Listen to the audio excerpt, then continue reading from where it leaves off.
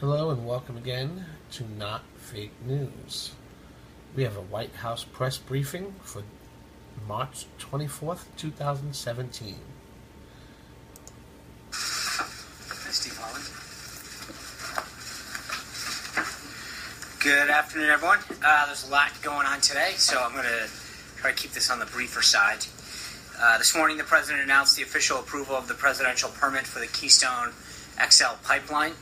The last administration spent 8 years delaying this enormous investment in American energy independence. President Trump is moving this project forward in just 8 weeks. And just as he promised, it's an even better deal for the American people than before he took office. This project will directly generate an estimated 16,100 jobs, according to the State Department, all without spending a dime of taxpayer money. In many ways, this project represented everything that was wrong with the infrastructure permitting of the United States. TransCanada spent an incredible amount of resources attempting to comply with government regulations, only to be denied and delayed for political reasons. But the days of pointless government bureaucracy holding up progress and production have ended. By simply getting excessive, duplicative regulations out of the way, we can make infrastructure projects a more attractive prospect for private investors and encourage even more projects like this one. Immediately following the announcement by TransCanada, the President announced that Charter Communications has committed to investing $25 billion here in the United States and hiring an additional 20,000 American workers over the next 4 years. Charter Communications is truly an example of how American leadership can turn a downward into an amazing success. 5 years ago, Charter Communications was a struggling company that had slowly emerged from bankruptcy. Today, thanks to the hard work and great leadership of Chairman and CEO Tom Rutledge, it is the fastest growing television, internet, and voice company in the nation. And most importantly, as Charter grew, American jobs grew, as they brought back many jobs that had previously been shipped overseas. Today, Charter is also committed to completely ending its offshore call centers, basing 100% of them in the United States. Together, the TransCanada and Charter Communications announcements demonstrate the new economic model by what the President calls, quote, the American model. By slashing job-killing regulations and reducing government burdens and lowering taxes, we will make it easier for all businesses to grow right here at home, generating jobs and boosting our economy by getting government out of the way. Following these big announcements, the President had lunch with Secretary of the Treasury Steve Mnuchin. He was joined by Speaker Paul Ryan. I'll update you in a second on that. Later in the afternoon, the President will host a Greek Independence Day celebration. And as I mentioned yesterday, at 4 o'clock, he will meet with about 24 Medal of Honor recipients to honor Medal of Honor Day, which is technically tomorrow. He's honored to be hosting these great men and women of our armed services, the greatest force for peace and justice the world has ever known. And obviously later today, the House will be voting on the American Health Care Act. The current vote is scheduled for 3:30. The President has been working the phones and having in-person meetings since the American Health Care Act was introduced. He's left everything on the field when it comes to this bill. The President and congressional Republicans promised the American people that they would repeal and replace this broken system. Obamacare's Washington-driven one-size-fits-all plan had 7 years to prove its case. And look what it's left us with. Skyrocketing premiums. On average, premiums for Obamacare benchmark plans increased 25% in 2017. Unaffordable deductibles. The two most popular Obamacare health plans have average deductibles equivalent to 10% and 6% of the median American household income. With these high deductibles, many people have technically insurance, but nothing that they can afford to use.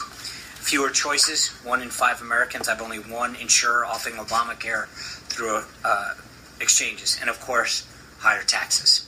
Key conservative groups like the Tea Party Express and American Conservative Movement have added themselves to the long list of organizations expressing their support for the American Health Care Act because they know it's our chance, after the American people have spent years suffering, to finally repeal and replace the nightmare of Obamacare.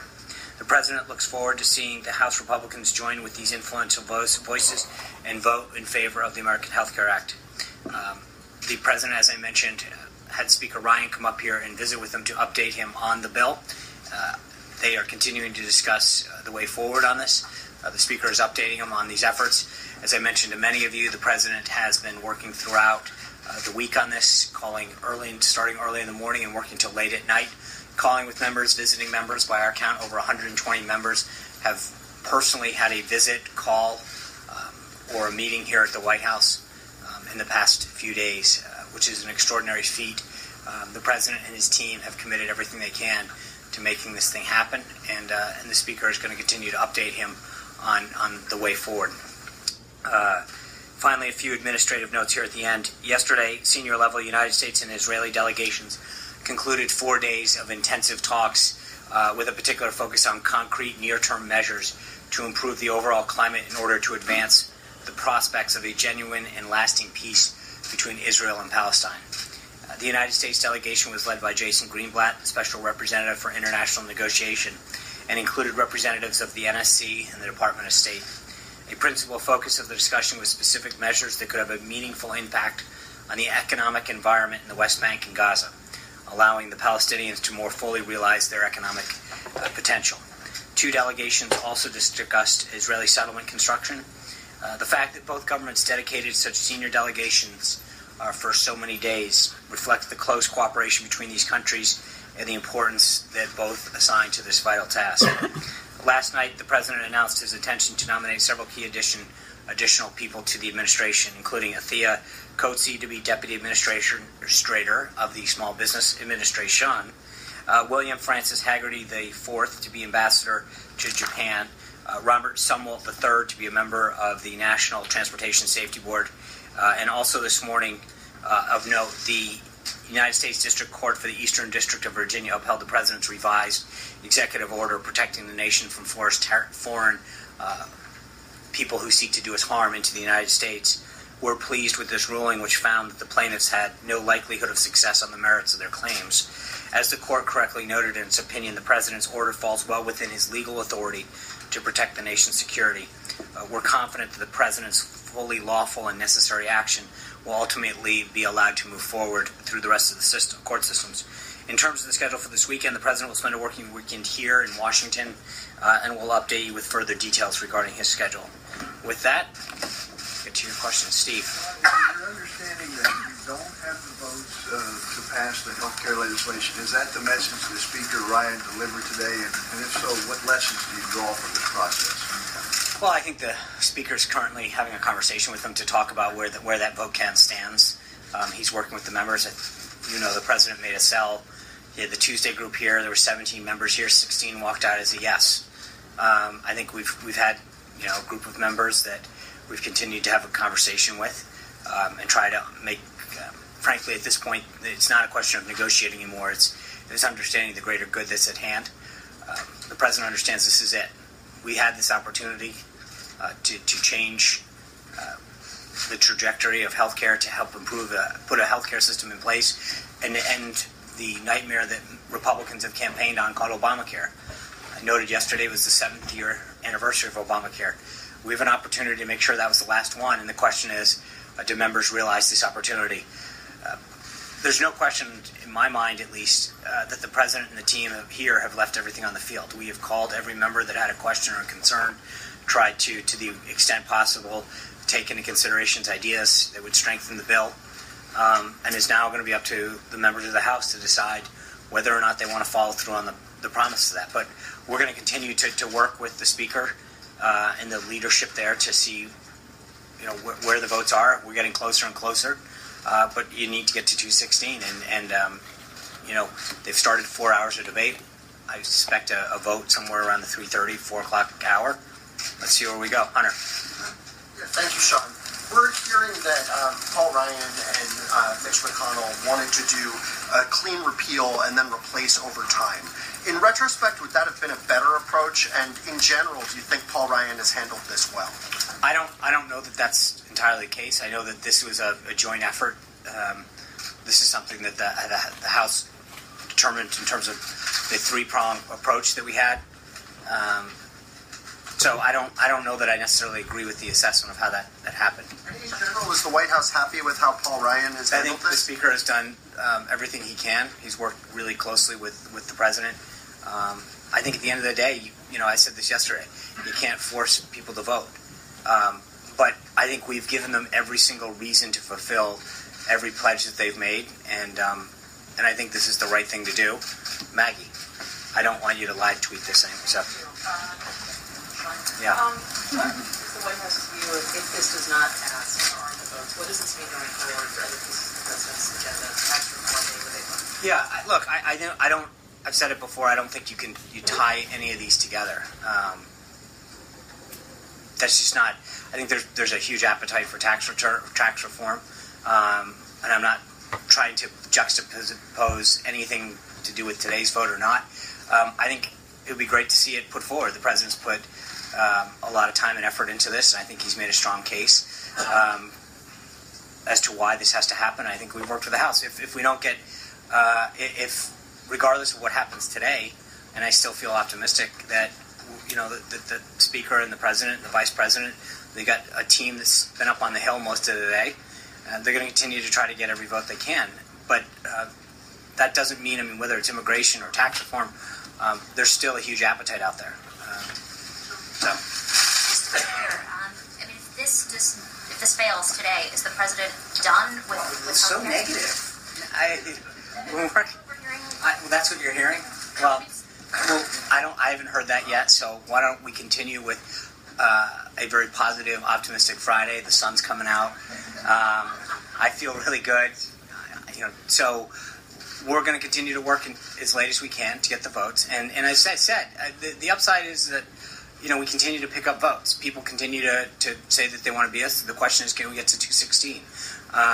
But make no mistake about it. The president made it clear last night, this is it. You have an opportunity to do what you've told the American people, the commitment that we as a party have made. But this is your chance to do what we've done. We've listened, we've incorporated, we've updated in every way possible. I don't think, when you look at legislative efforts, I think the president has given it his all. And I think it shocked a lot of people, frankly, how very, very detail-oriented, how personal it was for him, calling members, as early as 6 in the morning and going to 11 o'clock at night the last several nights, sitting down, meeting after meeting with them, coming back and revising it, having his team back and forth. Everything's out there. And I think each of these members needs to make that decision, whether or not they believe that they've, at some point you can only do so much is what I would honestly tell you. And I think everything that we can possibly do to listen to members, to get their concerns in this piece of legislation, to make it as strong as possible for the American people, has been done. Is the President comfortable then with Obamacare continuing? And what does he say? No, he's not. Of course he's not. With a promise that he would repeal this. I'm not even sure where to start with that. No, he's not, which is why he's literally put as much effort as he has into repealing this. But he's made it clear that this is our moment. This is our opportunity to do it. But it is now up to members to make that decision whether or not they want to be part of this effort to repeal Obamacare. And if they don't, and I think for a lot of you saw the president's tweet this morning, I think for a lot of these members who life is an important issue as well, this is your opportunity. But it's ultimately them that have to go down on the floor and cast that vote. And I think that, we've been able to cast a bunch of votes over the past couple of years when you knew a president wouldn't sign it. You now have a president that's going to sign the bill if you pass it. And now is that time. Zeke. So months ago, the Republican National Convention, the president said the American people, ILO can fix it. Throughout the entire campaign, his message to his voters, the American people, was he's a businessman. He knows how to get deals done. He knows how to break the gridlock in Washington. He's the closer, is what you said earlier this week. If this vote does go down, what does it say about the president? Is the president humbled by this process? And is he, will he readjust? Let's not. I'm not, like I said to Jill. I'm still optimistic. I feel like we're continuing to work hard. But at the end of the day, you can't force somebody to do something. I think there's nobody that objectively can look at this effort and say the president didn't do every single thing he possibly could with his team to get every vote possible. And I think that's why, I still feel good about this. But, we are where we are, and members have got to make that decision for themselves. This is the final hour to make that decision. Blake. John, is it under any consideration to pull the bill at all between now and then? You guys are so negative. Well, there's reports out there. I understand, but there are reports out there. The Speaker and the President are talking now. The leader and the whip are doing their vote counts. The debate is ongoing. We're going to continue.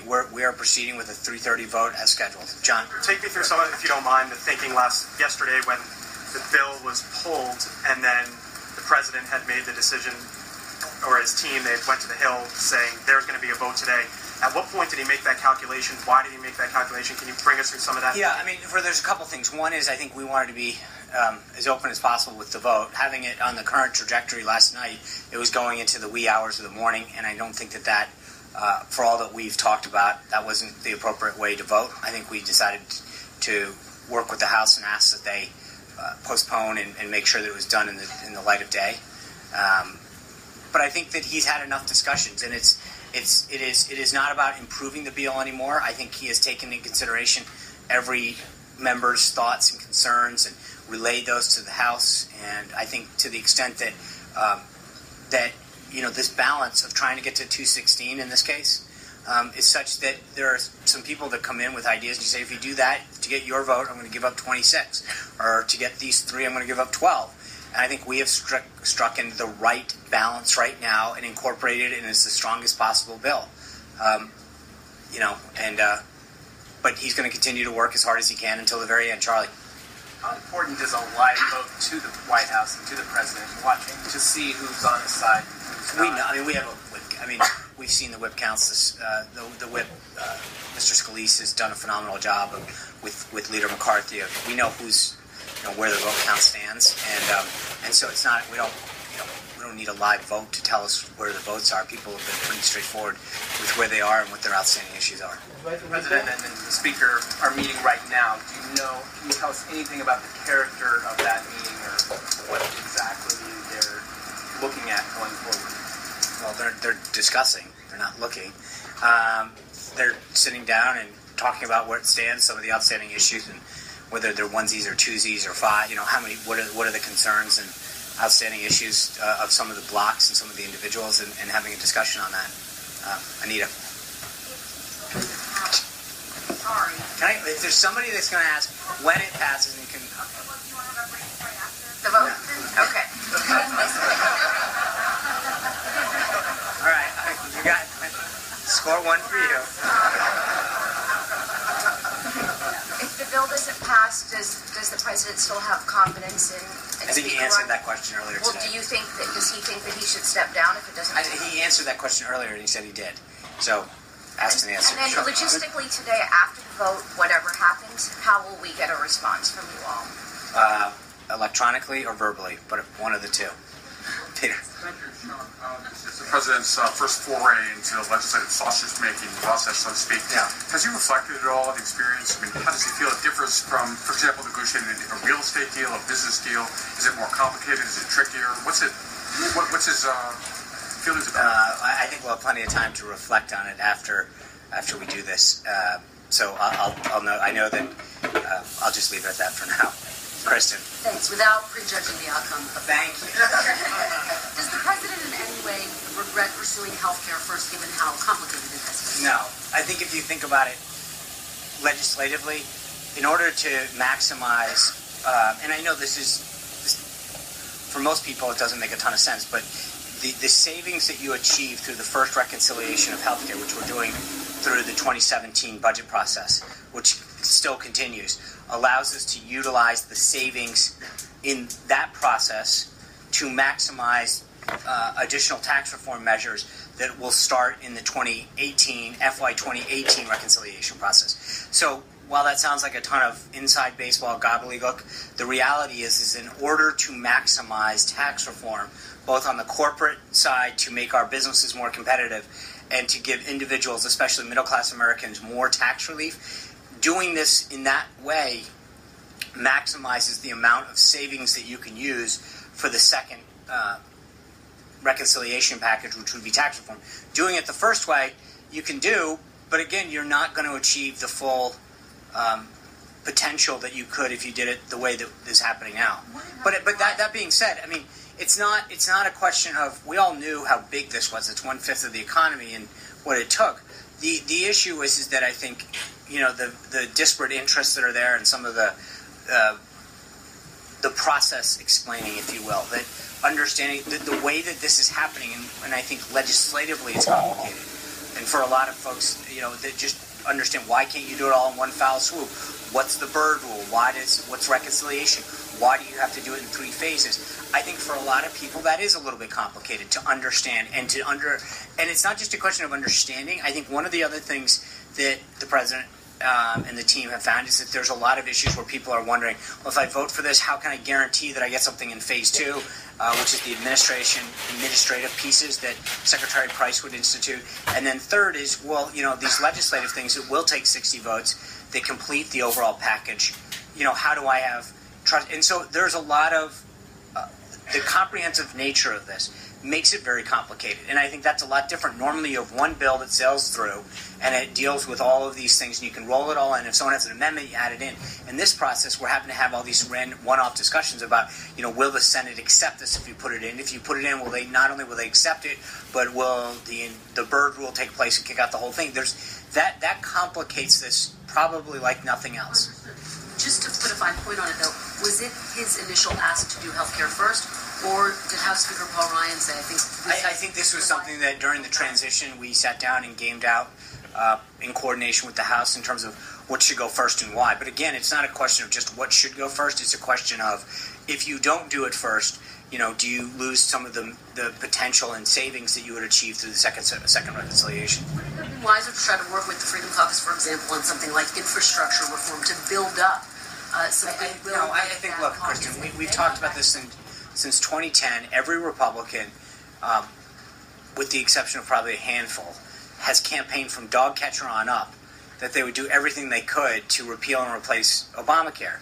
And I think to get in and say, hey, you should have done something else, wouldn't be fair to the American people who've said, okay, I'll vote for you, but I want you to fulfill this pledge. And just finally, does the buck stop with him on this? Well, I mean, like I said earlier, you can't force someone to vote a certain way. I think in the sense that, has he done every single thing? Has he pulled out every stop? Has he called every member? Has he tweaked every tweak? Has he done every single thing he can possibly and used every minute of every day that's possible to get this thing through? Then the answer is yes. Has the team put everything out there? Have we left everything on the field? Absolutely. But at the end of the day, this isn't a dictatorship, and we've got to expect members to ultimately vote to, how they will according to what they think. But I think as the president made clear, they're the ones who have to go back and answer to their constituents why they didn't fulfill a pledge that they made. Non-healthcare question for you. Regarding these documents that Devin Nunes says show intelligence collection of identifying information about people associated with Trump campaigns, can you categorically rule out that Chairman Nunes received or was alerted to these documents from someone at the White House? I'm not aware of where he got the document from. I don't know. I don't know where he got them from. He didn't state it, so I don't have anything for you on that, and so I cannot say anything more than I don't know at this point, Cecilia. So if the president has done everything he can possibly do, and the speaker has done everything he can possibly do, the team has put everything on the table, who's to blame right now for this whole Well, again, let's wait and see how this thing. I'm not assigning blame. Well, but you wanted to vote even last night or this morning, so there is a stall. So from last night. No. We did want to vote last night, and I think as I mentioned, as we got into the evening hours, the idea wasn't to bury this at 12 o'clock or 1 o'clock in the morning. Initially, you were asking for one yesterday. There was a statement from your president. And I'm not backing away from that. We wanted a vote yesterday. But as we got the process went on, we realized that vote would occur in probably actually into today, in terms of like calendar wise, and that doing it at 1, 2, 3 in the morning was not something that would be in keeping with what we had promised. So who's to blame for the stall? I think it's not a blame. Right now it's a question of getting all these members together and dealing with all. I mean, you've seen the activity. You've seen the members go back and forth. It's right now we're still in that active discussion phase with trying to figure out who we can get on board and whether or not we can move forward. But we're not there yet. When you put this ultimatum out there, is the president right now still confident that he can see this bill through? The president is confident that we have done every single thing possible, made the case, updated it, added, and done everything to listen to the concerns and to do everything that fulfills the promises that we and members have made with the American people. John. Thank you, Sean. Without prejudging the outcome of the vote today, but focusing on your comments and the president's saying this would be a vote against life if people voted against it. Several Republican members said they did not want the vote on Planned Parenthood in this particular bill. Congressman John Faso of New York was particularly outspoken. Did anything come up in the negotiation or from the White House of saying they guarantee a separate vote on Planned Parenthood and leave it out of the bill? I'm not aware of that, John. I'm not aware that happened. The White House, from your tone and the president's, the White House wanted the Planned Parenthood vote in.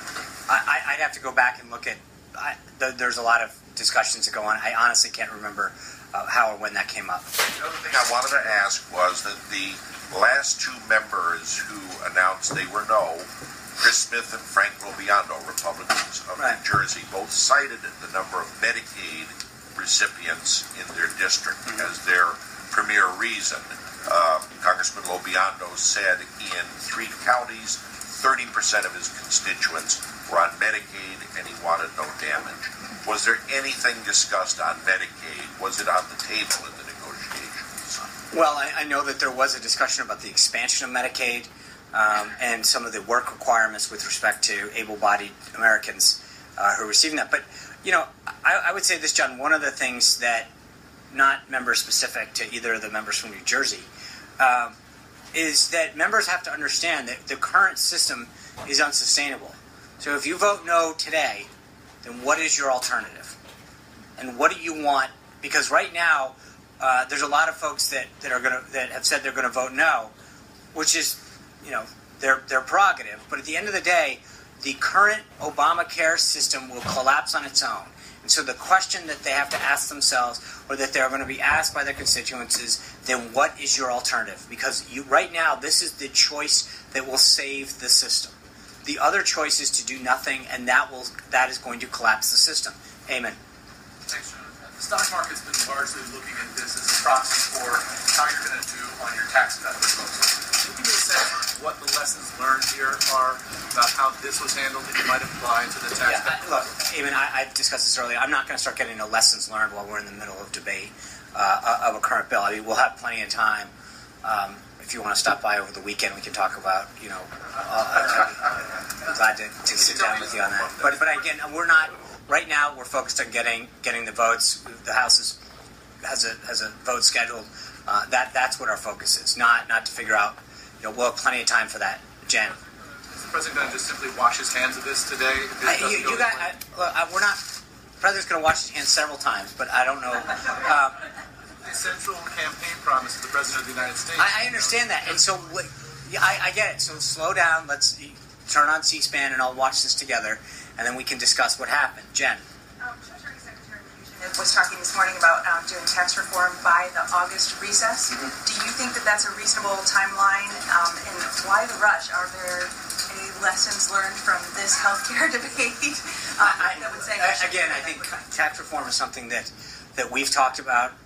There's plenty of time. I think it's a goal, and I think it's an ambitious one, and I think it's one that we're going to try to stick to. But let's get by today, and then we'll lay it out. But I think tax reform is something that the president is very committed to. If you've seen him very publicly in the last couple open events talk about how excited he is to move on once this is done to tax reform, because he understands both sides of this, that the business piece of this, we are so uncompetitive when it comes to our other worldly competitors in terms of our tax rate. And that when we have these discussions about keeping companies from either shipping jobs overseas or bringing back jobs to America, the two things that come up over and over again are our tax rate and our regulatory system. And I think he understands that on the tax front, we can be a lot more competitive with the rest of the world in growing American jobs here at home and, frankly, expanding manufacturing if we lower that. But also that the American middle class desperately needs and wants a tax break. And I think the more that we can do with that, so this is something that I think we're going to be continuing to work on, and we'll have more on that later. Trey. Sean, how much credit will the president take for the outcome of this health care bill? I'm going to refer you to like the last 8 people. Let's see where we go from here.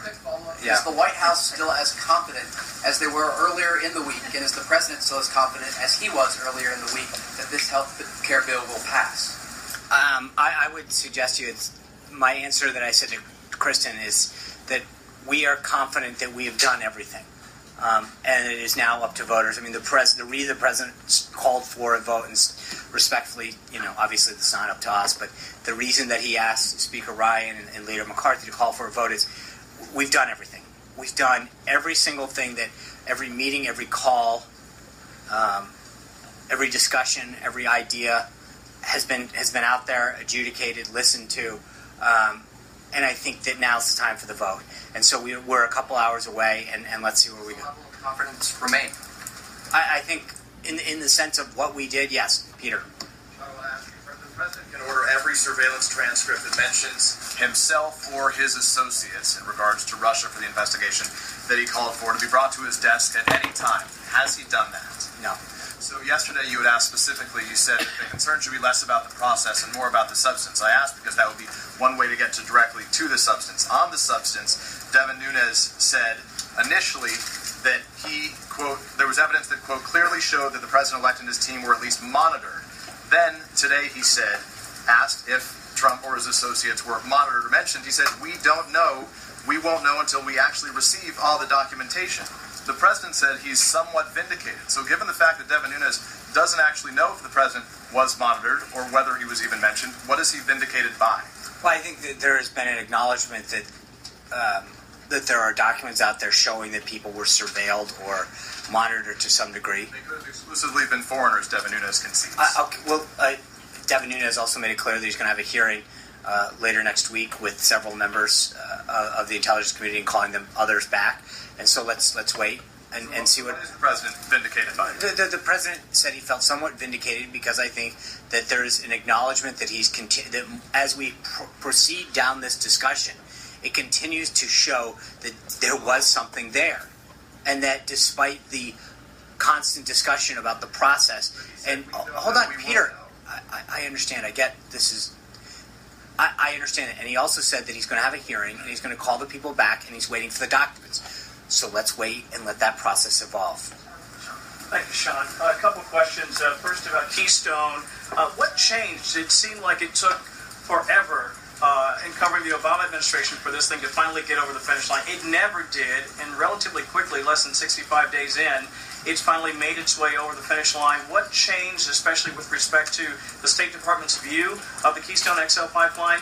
And is it your opinion that it would be good to hear from the president, win, lose, or draw, after what we learned today vis-a-vis healthcare?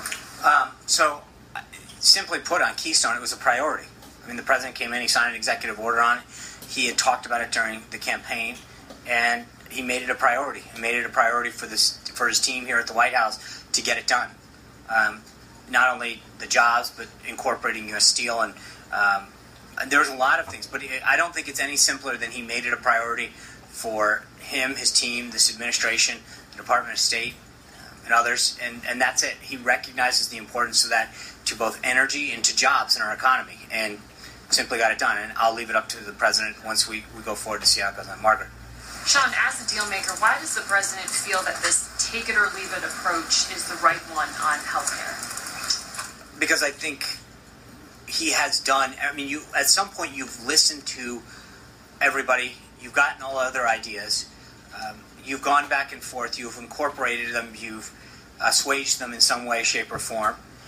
You've updated the bill. And a lot of times it's the same people coming back over and over again. And you go, okay, I've listened to you. I've taken your ideas. At some point, we either have a deal or we don't. And I think that's where the president finally drew the line and said, we've been having this discussion. We've had the meetings. And we've done everything possible to address the concerns and ideas and opinions that people have brought up, and that, I mean, I don't think you can say it any simpler. I think he's done every single thing possible, and you end up at some point finding yourself going around and around and saying, okay, let's call the vote. But in Isn't there a political cost to a collapse? I think that at some point there's a political cost to dragging this out as well and saying let's just keep letting it go. And I think that's where, we've came to a decision that it had gotten as far as it can go. Caitlin. If there's a lapse, though, isn't there a cost the president will at some point have to, pay for? If it's either the economic, the collapse that you have been predicting. No, I think that this is. Besides, the upcoming election in 2018, I'm talking about economic impact, all the impact on the states. I get it, and I think that what we'll have to look at the landscape, and at some point, I think right now Democrats made a decision during this debate that they wanted to stick by Obamacare. I think at some point the president has talked about this, that this is going to collapse, and let's see where this thing heads. But I think right now we have a plan on the table that allows for a solution that will address all of the concerns that, frankly, were initially brought up as far as what the Affordable Care Act was supposed to do. Caitlin. So, if the vote counts are right now, and there's no discussion of pulling the health care bill, and it gets closer to 3:30, and you still don't have the votes, why vote? I'm not going to discuss our strategy. I You see what I'm saying? I do. If you know what the votes are, and you know that you don't have the votes for it to pass, why vote? I understand your question. I'm just not going to comment on our strategy. I think the president and the speaker are going to have a discussion about where those votes are and what some of the members' needs are, and we'll take it from there. Athena. You talked about all the work that the president has to do, like the early morning calls, late calls. The other day, one of the members of Congress who was here to meet with the president, Congressman McHenry, called to say we're bringing him to the closer. You embrace that nickname from the podium. Whatever happens today, do you still feel comfortable calling the president the closer when it comes to deal making on all this? Look, I think I said it to Kristen and a couple others. I think he has done everything possible. There's no one, either on Capitol Hill or any honest observer of what's happened, that doesn't recognize the extraordinary feats. But at some point, as I mentioned, this isn't a one-on-one negotiation. This is, you have to get to 216, and I think part of this question is to go to some of those no's and ask them, what is the reason and what would you do? And the problem is that, as I mentioned before, there's this balancing act where to get these two members, you're giving up 14, but we're doing everything possible to get to that 216, and that I think when you actually objectively look at the effort that was undertaken, there's no question that every single thing that has been done to maximize the vote count on this. To be very, very clear, this has been addressed a few times, but I want to get a clear answer. You've talked a lot about how this is the chance, this is the opportunity for Republicans to make good on campaign promises.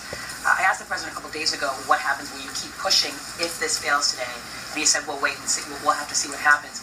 Are you saying right now that there will be no future attempts to comply with that campaign promise if today's attempt fails? I can't say that there'll never be, and again, I'm not going to be fatalistic. We've got to vote at 3:30. I know that the president's made it clear that this is the effort, this is the train that's leaving the station, and that he expects everyone. This is our opportunity, and he's got a lot left on the agenda that he wants to get done. Whether it's immigration, taxes, the border wall.